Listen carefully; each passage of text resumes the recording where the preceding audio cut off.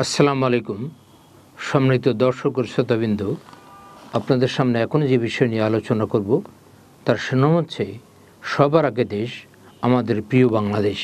সম্মানিত সুধী, জুলাই বিপ্লবের পর সবার প্রত্যাশা ছিল এক নতুন বাংলাদেশের, যে বাংলাদেশ হবে ঐক্যের, বৈষম্য মুক্তির, স্বচ্ছতা জবাবদিহিতার বাংলাদেশ, দুর্নীতিমুক্ত বাংলাদেশ, যেখানে রাজনৈতিক প্রতিপক্ষকে দমন করা হবে না, সহিংসতা সন্ত্রাস রাজনীতির সুস্থ ধারাকে গ্রাস করবে না, একে অন্যকে নিঃশেষ করে দেওয়ার ঘৃণ্য প্রতিযোগিতায় লিপ্ত হবে না।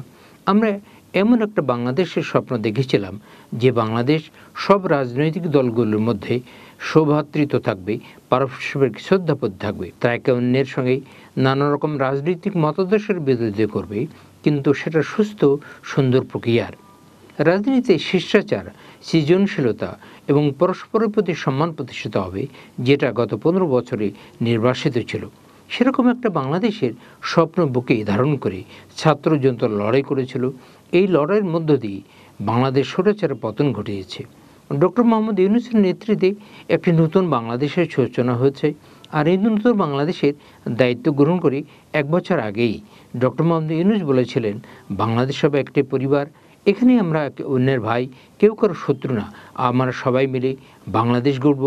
রাজনৈতিক দলগুলোর মধ্যে একই ধরনের প্রত্যয় আমরা লক্ষ্য করেছিলাম। সব রাজনৈতিক দলগুলো বলেছিল যে কোনো মূল্যে তাদেরকে ঐক্যবদ্ধ থাকতে হবে, সবার আগে দেশ, দেশের প্রশ্নে বিভেদ রাখা চলবে না। কিন্তু আমরা উদ্বেগের সাথে লক্ষ্য করছি, দিন যতদিন যাচ্ছে, বিশেষ করে জুলাই গণঅভ্যুত্থানের 1 বছর পর আমাদের দেখতে পাচ্ছি রাজনীতির আকাশে বিভেদের ঘনঘটা। এই বিভেদ এখন প্রতিসংখ্যার রূপ নিচ্ছে। ছোটোখাটো ইস্যু নিয়ে রাজনৈতিক দলগুলো একে অন্যকে আক্রমণ করছে, নানা রকম কুৎসিত বাক্য বাণে রাজনীতির মাঠ এখন কলুষিত হচ্ছে প্রতিনিয়ত। শুধু রাজনীতি না, সর্বত্র আমরা দেখছি এক ধরনের চোর পুলিশ খেলা চলছে। কে ফ্যাসিবাদের দালাল ছিল আর কে সুবিধাভোগী ইত্যাদি খোঁজার নামে যেন বাংলাদেশকে নতুন করে বিভক্ত করার চেষ্টা চলছে। একটা কথা মনে রাখতে হবে, আমরা যতক্ষণ বিভেদের রাজনীতি করব ততক্ষণ জুলাই বিপ্লব সফল হবে না, বাংলাদেশ এগোতে পারবে না।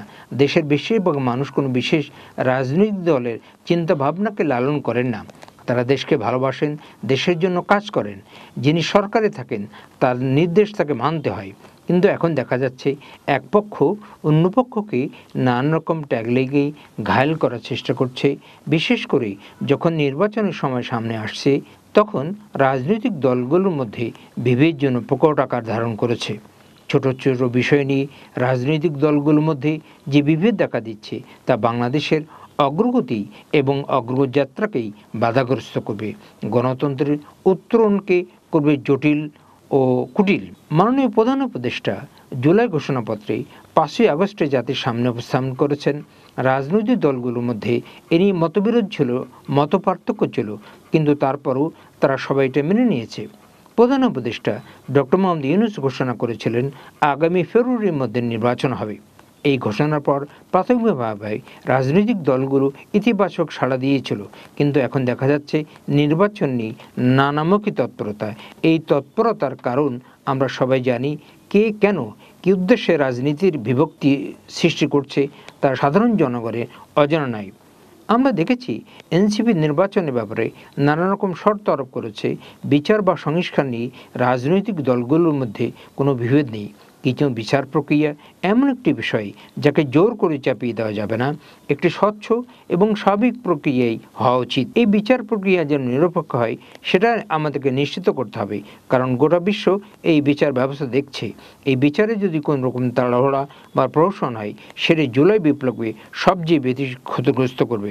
সম্মিলিত সুধীবৃন্দ, আমরা যে শুরু করেছিলাম যে সবার আগে দেশ, আমাদের প্রিয় বাংলাদেশ, এই কথাটা আমাদের সব দলগুলোকে মাথায় রাখতে হবে। কিন্তু এই ফেব্রুয়ারির নির্বাচনকে সামনে রেখে আমরা দেখছি যে জুলাই বিপ্লবের প্রথমে যেভাবে রাজনৈতিক দলগুলোর ভিতর ঐক্য ছিল, রাজনৈতিক দলগুলো ফ্যাসিবাদের বিরুদ্ধে তারা যেভাবে সোচ্চার ছিল, কিন্তু আস্তে আস্তে যখন সময় গড়াতে থাকলো এবং নির্বাচনের সময় এসেছে, মাননীয় প্রধান উপদেষ্টা যখন ফেব্রুয়ারি মাসে নির্বাচনটি ঘোষণা করলেন, তারপর থেকেই আমরা এই রাজনৈতিক দলগুলোর ভিতরে কাদা ছড়াছড়ি দেখলাম।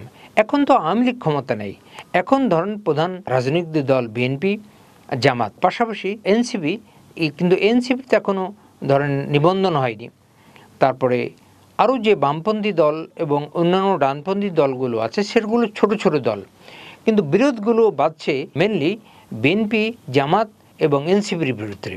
এবং এটি যতটা না আদর্শিক, তার থেকে কে কাকে মারিয়ে, কে কাকে বিষয়াধিকার করে, কে কাকে ছোট করে ক্ষমতা আঁকড়ে রাখতে পারবে, এই প্রচেষ্টা চালাচ্ছে। কিন্তু আমরা একটি কথা, সবার সামনে একটি কথা বলতে চাই, যে এই রাজনৈতিক দলাদলি, এই বিভেদ যদি চরম আকার ধারণ করে, তাহলে জুলাই গণ অভ্যুত্থান এর যে স্পিরিট ছিল, এই স্পিরিটটি সম্পূর্ণভাবে নষ্ট হয়ে যাবে এবং আমরা যে গণতন্ত্র প্রতিষ্ঠার স্বপ্ন দেখেছিলাম এবং নতুন বাংলাদেশ গড়ার একটা প্রত্যয় ব্যক্ত করেছিল এদেশের সাধারণ মানুষ এবং তরুণরা, এইটি ব্যাহত হবে। আমার আলোচনা যে বিষয় ছিল সবার আগে দেশ, আমাদের প্রিয় বাংলাদেশ, আমাদের সব রাজনৈতিক দল এবং সংশ্লিষ্ট সবাই যদি আমরা সবার আগে দেশটাকে চিন্তা করি, আমাদের প্রিয় বাংলাদেশটাকে মাথায় রেখে, তাহলে আমাদের এই রাজনৈতিক বিভেদ এবং ভেদাভেদ এবং রাজনৈতিক বিদ্বেষের কারণে একে অপরকে ঘায়েল করার যে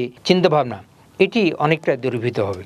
তো সম্মানিত সুধীবৃন্দ, আমি যে বিষয়টি শুরু করেছিলাম এই বিষয়ে আর আলোচনা করতে চাচ্ছি না। আপনাদের সবাইকে ধন্যবাদ জানিয়ে আমার আজকের এখনকার বক্তব্য শেষ করছি। আল্লাহ হাফেজ।